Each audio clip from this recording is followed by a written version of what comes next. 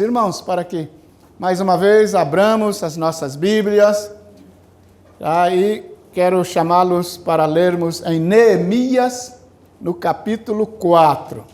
Abre a sua Bíblia, depois de Esdras, você vai chegar em Neemias, ou volta-se chegar em Esther.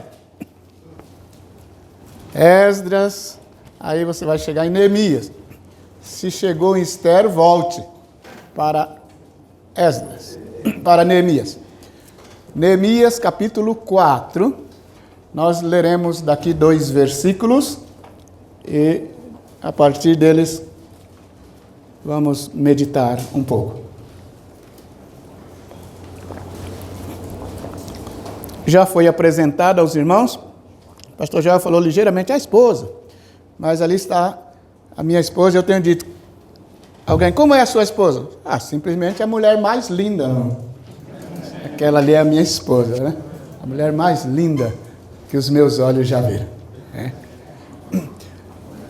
Nem sempre podemos estar juntos, mas nós estamos muito felizes por podermos estar juntos aqui. Às vezes ela está na África, eu estou no Nordeste. Às vezes eu estou no Nordeste, ela está com a equipe sozinha na África. É a obra. Mas quando Deus prepara para estarmos juntos, é uma maravilha.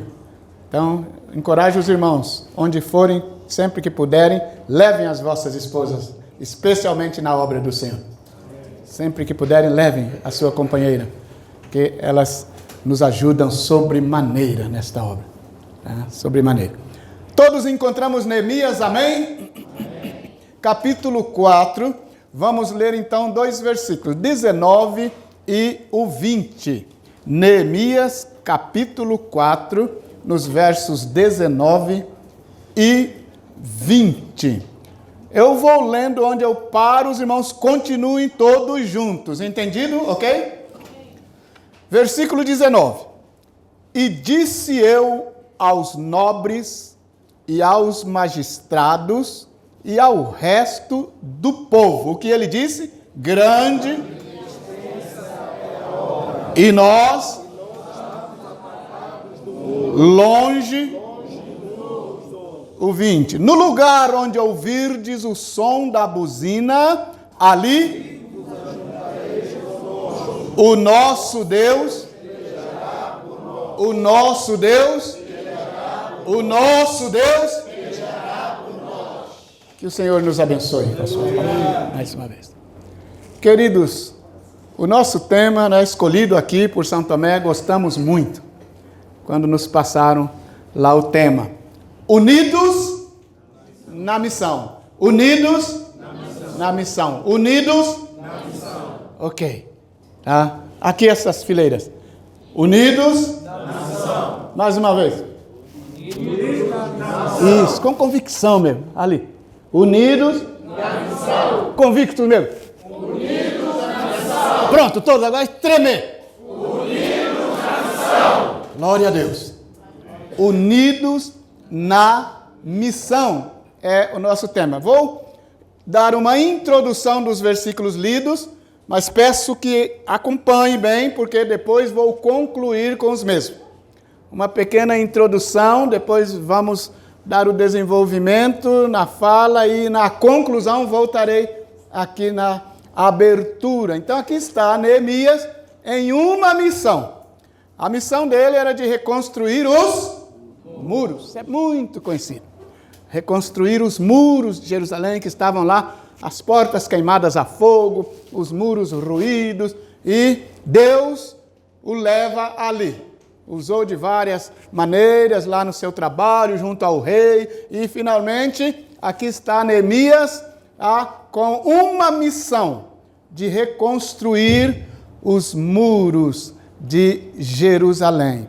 Mas 3 coisas aqui que Neemias reconhece.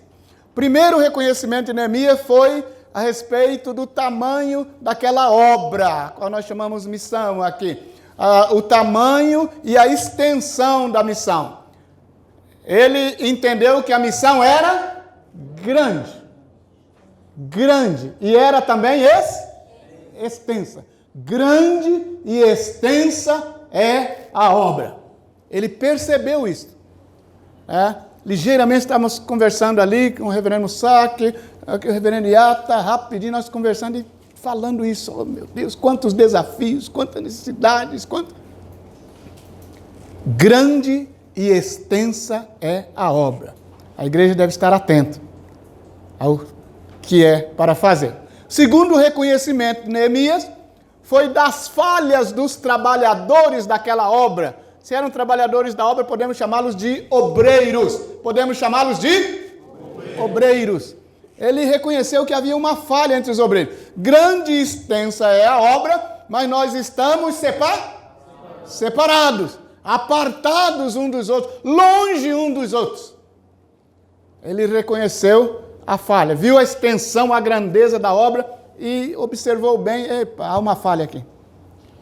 Aqui nós estamos separados, cada um por si, tentar construir por si, cada um numa ponta, cada um assim, para deixar muita brecha para o inimigo passar, penetrar.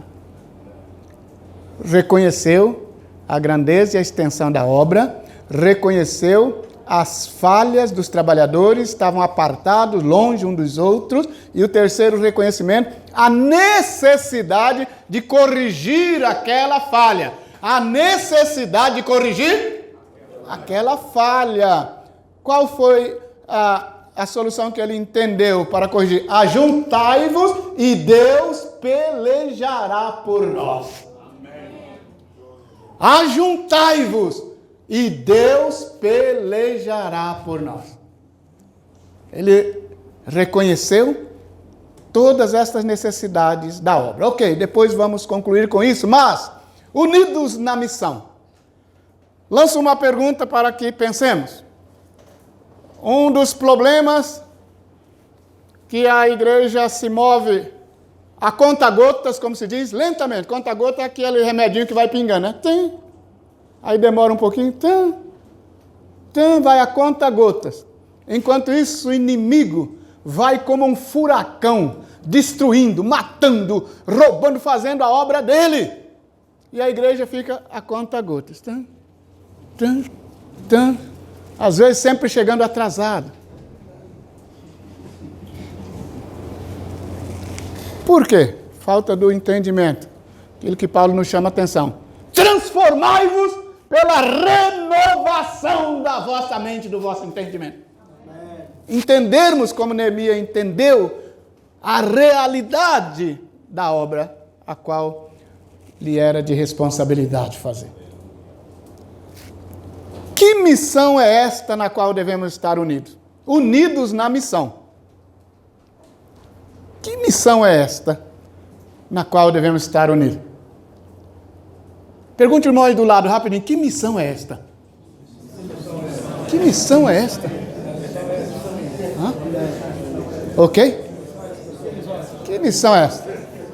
A resposta é a missão que Deus nos deu a fazer. Qual é a resposta? É a missão que Deus nos deu a fazer. Vai já entendendo. Essa missão não nasce de nós, como se fôssemos capazes, como se nós, tal. É a missão que Deus nos deu a fazer. Esta missão, então, vem de Deus para a sua igreja. Guarde muito bem isso, é a missão que Deus nos deu a fazer. E o que é missão? A palavra missão, tanto teologicamente ou socialmente, missão significa o ato de enviar. Missão significa o quê? O ato de enviar. Socialmente pode-se dizer, a missão de São Tomé está em tal país fazendo tal coisa. Uma missão que foi enviada por algum órgão, ou pelo governo, ou pela igreja. Nós estamos aqui, a missão brasileira, missão é o ato de enviar. A missão brasileira, enviada pelo governo, está na Antártica, fazendo pesquisa. A missão tal está em tal lugar, fazendo isso. também, no contexto em que estamos falando, missão é o ato de enviar. E já vimos que é a missão que recebemos de Deus. Então vamos retroceder agora, rapidamente, ao início de tudo isso. Precisamos entender como a nossa Bíblia começa. Como que começa a sua Bíblia em Gênesis, o primeiro versículo? No princípio criou Deus os céus e... No princípio, ali estava começando a missão para nós. Na verdade, para o autor dela, que é Deus, ela é de eternidade a eternidade. Nós ouvimos uma leitura aqui que diz, antes da fundação do mundo. Mas Deus nos situa dizendo, no princípio. No princípio criou Deus os céus e... Em meio à criação de Deus, de céu e terra, e aqui eu já vos lembro que não somos produtos de evolução. Que do sapinho virou não sei o quê, virou macaco, e de macaco estamos aqui sentados. Somos criados por Deus. Amém. A sua imagem e semelhança. No princípio criou Deus os céus e a terra. Ali está a começar a missão. E dentre a criação de Deus, o homem. Deus criou o homem. E ao criar o homem, preparou para que a partir daquele homem criado, estivéssemos aqui. Em Atos 17, 26, diz que de um só, Deus fez todos os habitantes para povoar a terra. De um só, do primeiro homem, Deus tira dele a sua costela, faz a mulher, ordena-lhes que cresçam e multipliquem-se, e a partir dali estamos aqui. A diversidade das cores, somos negros, brancos e amarelos, isso é a criatividade de Deus. Deus é criador. Fica mais bonito assim, dá uma olhada. Deus é criador, é mais que inteligente, é onisciente. É maravilha pensar nas coisas de Deus. Criou Deus então o homem e o multiplicou na humanidade. Crescei e multiplicai. De um só, ele fez todos os habitantes da terra. Entra questões geográficas, a África é mais quente, a gente fica mais bonitinho assim, né? Outro lugar mais frio, fica bonitinho também, dependendo do local lá, da frieza. Isso é genética, essas coisas, mas tudo criado por Deus. E nos informa a palavra de Deus que Deus, ao criar o homem, e não só, ele fez tudo perfeito. Deus criou o homem reto. Mas aí vem outra informação. Mas esse homem buscou muitas invenções. E a pior dela foi desobedecer os limites que Deus o colocara. Que nós conhecemos como desobediência, pecado, um monte de nome nós temos. Foi a pior das invenções do homem. Foi sair da posição em que Deus o colocou. E a palavra mostra o multiplicar da humanidade, das raças, das culturas, e com isto, o multiplicar das iniquidades, do pecado. E o homem foi separado de Deus. Não podemos perder isso de vista. Desta forma, não há nenhuma cultura, nenhuma nação, nenhum povo, nenhuma raça humana que seja melhor que a outra neste aspecto espiritual. Sabemos que há países que têm mais tecnologia, inclusive os homens nos dividem assim, primeiro mundo, segundo mundo, terceiro mundo, não sei mais o que lá, tá? Tudo bem, pelas tecnologia, coisas manipuláveis, as máquinas, não sei o que, tal, então primeiro mundo, não sei o que, terceiro mundo. Mas diante de Deus, só há uma classificação geral inicialmente, porque todos pecaram e destituídos estão da glória de Deus. Vai já pensando na seriedade desta missão. Como o pastor disse aqui, não tem o que fazer, foram passear. Vai já pensando na seriedade da missão. Diante de Deus, Deus nivelou todos debaixo do pecado, para a todos dar a oportunidade de se livrar dele. Porque todos pecaram.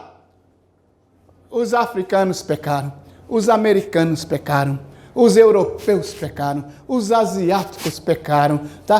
Toda a raça humana é pecadora. Independente das suas tecnologias, invenções, dinheiro, produto, interno bruto, pobreza, riqueza, independente disto, todos pecaram e carecem da glória de Deus. E aí começa o ato de enviar. Logo no primeiro momento em que o homem inventa de sair da presença de Deus, não sabemos cronologicamente, mas a Bíblia nos apresenta os fatos. Deus foi o primeiro a ir ao encontro do homem que ele havia criado reto. E agora se desviou. Deus vai ao encontro desse homem para o trazê-lo de volta à posição que ele deveria ficar. Mas o homem já havia se estragado. Porque a palavra nos informa, o salário do pecado tem um salário. Tudo que se faz tem consequência. O salário do pecado é a morte. Mas Deus foi o primeiro a ir ao encontro do homem, para não deixá-lo morrer eternamente. Faz aquele trabalho, multiplica-se a humanidade, a iniquidade também se multiplica. Deus continua com o ato de enviar. Você, quando vai lá em Jeremias 35:15, não precisa abrir agora, anota, depois você vê, diz o Senhor: eis que eu vos enviei todos os meus servos, os meus profetas, levantando-os pelas madrugadas, enviando-os para lhes dizer: arrependei-vos, e vós não quiseste. Deus envia por muito tempo os seus profetas, o ato de enviar, missão. No momento exato, como não ouviam os profetas, Deus enviou Jesus, o seu Filho amado. Diz a palavra que na plenitude do tempo, no tempo exato, aquela era a hora, como ouvimos aqui o reverendo Guimbert, agora! Na plenitude do tempo, no momento certo, aprazível, Deus envia, ato de enviar, seu Filho Jesus Cristo ao mundo. E ele por várias vezes diz: eu fui enviado pelo meu Pai. O Pai que me enviou. O ato de enviar, a missão em curso. Jesus faz o seu trabalho na terra, chega o momento de voltar aos céus. 33 anos, olha, apenas 3 décadas ele deu conta do recado aqui. 33 anos era a hora dele voltar de onde havia saído para vir. E ele começa a preparar os seus discípulos. Olha, eu saí do Pai e vim ao mundo. Mas agora deixo este mundo e volto para o meu Pai. Antes de voltar, ele começa a preparar os seus discípulos. Cumpre-se nele as profecias, é crucificado, morre, é sepultado, mas não ficou nem está lá. Ao terceiro dia ressuscitou. E a palavra nos informa que foi para a nossa justificação. Por que estamos aqui? Porque não temos o que fazer? Não. Porque Jesus justifica a nossa estada aqui. Ressuscitou para a nossa justificação. Mas ao sair da sepultura, não já saiu e na mesma hora foi embora para o céu, não. Ainda o Senhor permaneceu na terra após ressuscitado por um espaço de 40 dias. Encontrando semanalmente com os seus discípulos e falando uma única coisa, o ato de enviar. E ele disse: como o Pai me enviou, também eu vos envio a vós. Como o Pai me enviou, também eu vos envio a vós. E como foi que o Pai enviou o Senhor ao mundo? Se você vai em Atos 10:38, como Deus ungiu a Jesus de Nazaré, com o Espírito Santo e com poder, o qual andou fazendo bem, curando a todos os oprimidos do diabo, porque Deus era com ele. Deus o enviou. E é desta maneira, como? Que ele agora envia os seus discípulos. Como o Pai me enviou, também eu vos envio a vós. E num dos últimos encontros dele com os seus discípulos no monte, ele disse, diga a eles que vão lá para o monte e lá vão me ver. Eu vou me manifestar a eles lá. Foram para o monte, Jesus lá, tá, paz seja convosco. E conversa vai, conversa vem, os discípulos ainda ali, preocupados com as coisas terrenas, com posições sociais, com cargos. Senhor, é nesse tempo que vai nos libertar do colonialismo aí, romano? Quando é que vai nos libertar desse jugo romano aí? Jesus disse, não entenderam nada. Não é isso que estou vos dizendo. O que eu estou vos dizer é que recebereis poder ao descer sobre vós o Espírito Santo e sereis minhas testemunhas, tanto em Jerusalém, onde estáis, como em toda a Judéia, Samaria e até aos confins da terra. Olha a missão, onde ele envia. Em outras palavras, Marco registra que ele disse, ide por todo mundo, pregai o evangelho a toda. Quem crer e for batizado será? Quem não crer? Quase não se ouve falar mais estas verdades nas igrejas, por quê? Estamos tão modernos ou quê? Não fala condenação, não fala que tem inferno, não, senão não vai voltar mais aqui. E vamos barateando o evangelho. O evangelho tem um alto preço. Custou o sangue de Jesus. O evangelho não é qualquer coisa. Irmãos, uma coisa que eu não faço, eu não brinco com a palavra. Esteja diante de que plateia for para pregar. Eu vou pregar a palavra de Deus. Está sumindo das igrejas a essência do evangelho. Não se fala quase mais em salvação, está uma coisa assim social. Eu quero gente aqui. Mas não diz arrependei-vos, para que sejam perdoados os vossos pecados.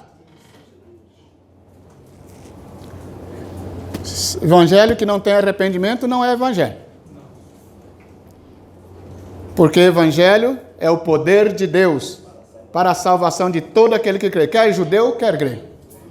Por isso o apóstolo Paulo disse, eu não me envergonho do evangelho de Cristo, porque ele é o poder de Deus para a salvação de todo aquele que crê. E é o que a igreja precisa fazer. Ir pregar o evangelho de Cristo. Porque tem tanta coisa chamada de evangelho que está atrapalhando a pregação do evangelho. E é o que pretendemos com isso. Uma das finalidades. Eu estou aqui sempre olhando, mas glorificando a Deus. Uma das finalidades que queríamos, eu como SAC, era isso. A unidade do povo de Deus. Da igreja do Senhor. Que a igreja do Senhor é uma só. Nossas placas são nossas placas. Mas a igreja do Senhor só tem uma placa. Igreja do Senhor.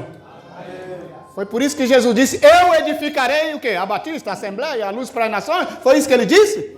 Eu edificarei a minha igreja. Edificarei a minha igreja. E as portas do inferno não prevalecerão contra ela. Porque o evangelho é o poder de Deus. Quando vamos proclamar o evangelho, estaremos pregando o poder de Deus. Por quê? Porque o resultado do Jardim do Éden teve a interferência do inferno desde os céus. Houve batalha nos céus. Alguém disse, o pecado começou no céu. Continua na terra. só vai acabar no inferno. Só quando verem a realidade do inferno, aí pronto. Então a terra começou no céu, houve batalha no céu, continua na terra, mas vai acabar no inferno. Por isso, precisamos pregar o evangelho real, poder de Deus para salvar, libertar, resgatar o homem àquilo que Deus quer para o homem. E Jesus mandou: ide, pregue a palavra. Precisamos pregar o evangelho do poder de Deus porque há oposição à pregação. Quem é que se opõe ao evangelho? Satanás. Nós temos um único adversário. E Jesus o identificou com clareza. Por que a igreja vai ter medo de falar o que Jesus disse? Jesus disse: o diabo vosso adversário. Teu adversário não é a outra denominação. Teu adversário não é o irmão que pensa diferente de você. Teu adversário não é o político. Agora isso não. Nós temos um único adversário, o diabo. Jesus disse: o diabo vosso adversário. Mas pastor, século 21, vamos falar em diabo? Pois não fale não, que ele vai te embrulhar. O que o diabo mais gosta é que se ignore ele. Diabo não existe. Um pastor diz: na minha igreja, esse negócio de diabo, demônio, minha igreja não tem isso. Ele chega primeiro que você, seu bobo. Quando você chega, já está lá te esperando. Confundir tua mente. Ele chega primeiro, às vezes senta com você, toma ceia com você, você não percebe. Quando você chega lá, ele já chegou. Para dizer que diabo e demônio não existe.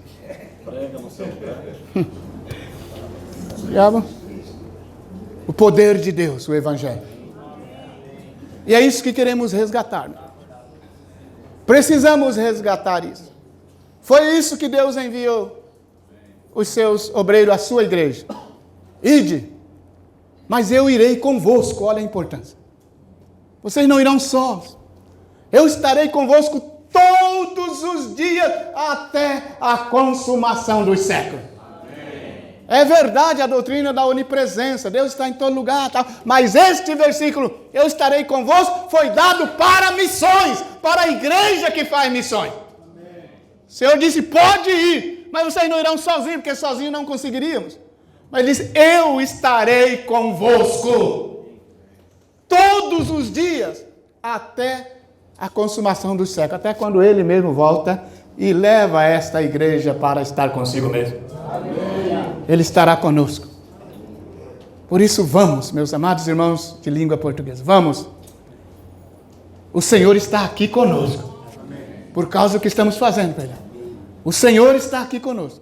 Você pode perceber? Você pode entender? O Senhor está conosco. Por onde formos, o Senhor irá conosco. O inimigo trabalhará para fechar porta, para dificultar, tal, mas o Senhor disse: pisarás toda a força do inferno, serpentes, escorpiões, nada vos deterá de modo nenhum. As portas do inferno não prevalecerão. A obra será feita se a igreja se levantar. Se ela não levantar, Jesus faz as pedras clamar. Mas não vamos deixar pedras clamar, ok? Amém. Temos este privilégio, do qual não somos merecedores, para o qual não somos capacitados, mas o Senhor nos capacita para tal. E Ele nos manda ir pregar a sua palavra com o poder de Deus. Quando o Senhor encontra Saulo no caminho de Damasco, o Senhor fala com ele. Depois Saulo está preso perante o rei Agripa, e o rei o questiona: mas como é isso, Saulo? Diz que você está aí disseminando aí tantas doutrinas, enchendo aí e tal, como? Estão reclamando de você? Ele diz: não, rei, escuta só. Aí ele conta a experiência dele. E foi quando eu caí por terra, eu escutei uma voz que falava comigo: Saulo, Saulo, por que me persegue? E eu perguntei: quem é, Senhor? Eu sou Jesus a quem tu persegues. Mas levanta-te sobre os teus pés, porque eu te apareci para isto, te colocar como ministro destas coisas e daquelas que ainda vou te mostrar. Livra-te deste povo, para quem eu te envio, não se enrole com ele, mas eu te envio para os tirar das trevas para a luz, os tirar do poder de Satanás para o poder de Deus. Amém. E ele disse, então, rei Agripa, eu não fui desobediente à visão celestial. Amém. Nós estamos aqui, amados, por causa de uma visão celestial de Deus. Amém. Nós estamos aqui, amados, porque esta missão é do coração de Deus. Podemos passear, sim, né? Ontem já demos uma voltinha na beira da praia, coisa linda, tal, que coisa. Aproveitamos, sim. Mas a prioridade, eu não vi a hora de estar aqui para falarmos do poder de Deus que está aqui. E ele disse, eu não fui desobediente à visão celestial. Igreja, nós não podemos ser desobedientes. Chega de sermos desobedientes à visão celestial. Neste exato momento, na terra, é a igreja com quem Deus conta para pregar a sua palavra. Ele pode fazer como quiser, mas ele nos dá o privilégio, ele conta conosco. Sabia que os anjos queriam pregar o evangelho? Mas o Senhor disse, tenho a minha igreja nesta presente dispensação. É a igreja que precisa, não pode falhar. A igreja não pode deixar de fazer. Então, meus amados, concluindo aí, o Neemias. Concluindo Neemias. Ele teve uma visão da grandeza da missão. Grande e extensa é a obra. Por que é uma obra grande? Muito tempo se dizia, é o mundo todo, era dificuldade, décadas atrás, para se viajar para longe e tal. Hoje não. Hoje, com uma escala, você chega em qualquer país do mundo. Sai do Brasil, para Nova York, para em Dubai, para onde, para na Etiópia, onde você quiser. A outra escala, você está lá onde você precisa, no seu destino.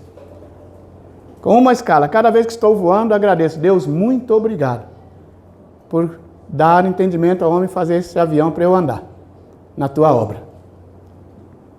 E dizem que foi um brasileiro, né, Santos Dumont?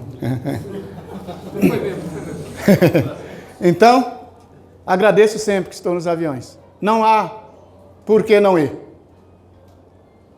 Então hoje a grandeza territorial não é problema.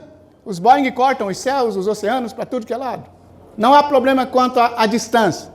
Sabe qual é a grandeza da obra que Neemias viu? Porque era uma grandeza, porque a obra era de Deus. Foi Deus quem o tirou do palácio para ir fazer a obra. A obra é grande porque o dono da obra é grande. Salomão, quando edificou, ele disse, a casa que eu hei de edificar é grande, tem que ser magnífica, porque não é casa para homem, mas para o louvor do Deus Todo-Poderoso. E o seu amigo lhe manda bastante coisas para ajudá-lo a construir o templo. A obra é grande porque ela é obra do Deus grande, o Deus Todo-Poderoso, onipotente. A obra é extensa, não apenas agora em quilômetros, em milhas, o quê, como diz. A obra é extensa, porque deve abranger toda criatura na face da terra. Aonde houver um ser humano que foi criado por Deus, como já disse aqui, ali precisa da obra de Deus. Aonde houver um ser humano, olha ao redor de São Tomé, saia das cidades, vão nas matas, vão à beira aí do mar. Veja onde tem gente. Onde tiver gente, ali a obra de Deus tem de chegar. Porque Satanás está lá, fazendo de tudo, procurando oportunidade para as tragar. Mas Deus quer salvá-las. Deus quer alcançá-las com a mensagem de salvação. E neste exato momento é a igreja para ir pregar. Por isso é a extensão da obra. Até onde vamos? Se você for aqui perto, tem gente lá, tem pessoa que ainda não ouviu, que ainda precisa, ou precisa consolidar, ali é a extensão da obra. Por isso que queremos que cada nação assuma mesmo esse trabalho, para evangelizarmos, levar a palavra. Grande é a obra. Por quê? Porque Deus é grande, é o dono da obra. E, então, ele entendeu também, as falhas. Estamos separados. Estamos separados. Nós somos uma só igreja. um monte de denominações, quer dizer, os nomes. Mas igreja somos uma só. Há um só corpo, um só Senhor, uma só fé, um só Espírito. Essa é a igreja, faz parte disso. Mas um monte de denominações, não tem problema. Se não deixar a sua denominação virar o problema, não tem problema. Denominações, cada um precisa identificar ali a Assembleia. Já sei. Batismo, já sei. Ali, luz, já sei. Tá, não é problema isso. Mas todas as denominações devem ter consciência que somos a igreja do Senhor. Amém. Somos o corpo de Cristo. Amém. E é com este corpo que o Senhor vai trabalhar. Estamos separados pelas nossas placas, pelos nossos nomes. Estamos separados. Esse é o trabalho do inimigo da obra. O único que temos, o nosso adversário. Esse é o trabalho dele. Ele é tão burro que só sabe fazer duas contas: dividir e subtrair, tirar. Ele não sabe fazer conta de somar, ele não sabe fazer conta de multiplicar, mas Deus sabe. Mas Deus sabe.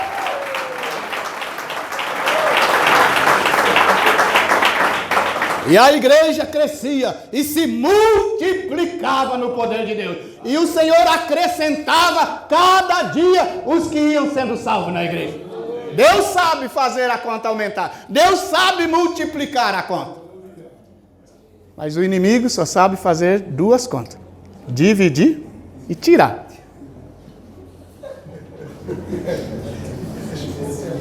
Mas Deus sabe como fazer a conta. Então, o conselho de Neemias, que é o conselho de Deus para nós, estamos separados, reconheçam isso. Nós não podemos ser teóricos, como ouvimos muito bem Deus falando conosco aqui na abertura. Não adianta estar dizendo, irmão, quando vira as costas, esse aí. Não, somos irmãos mesmo. O sangue de Jesus Cristo, o precioso sangue, foi quem nos fez assim. O precioso sangue. Não há grego, não há judeu, não há branco, não há negro, não há europeu, não há americano, não há africano. Há lavados e remidos pelo sangue poderoso de Jesus. Vamos pegar o que é nosso. O inimigo tem roubado o que é da igreja, para a igreja não fazer a obra a contento. Ele sabe muito bem qual é a potência da igreja. Ele sabe isso. Quando alguém foi expulsar uns demônios lá, no passado está escrito aí na Bíblia, alguém não tinha compromisso com Deus, disse assim: em nome do Jesus que Paulo prega, eu expulso vocês. O demônio olhou assim para eles e disse: o quê? Escutem aqui. Conheço a Jesus e sei muito bem quem é Paulo. Mas vocês?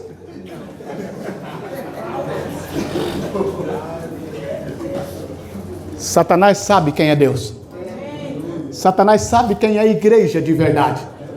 Satanás sabe quem é o Senhor Jesus. Por isso ele quer nos neutralizar, é astuto. Por isso Paulo diz: não ignoramos seus ardis. Ele é ardiloso. Só pelo discernimento do Espírito conseguiremos neutralizar as artimanhas do diabo.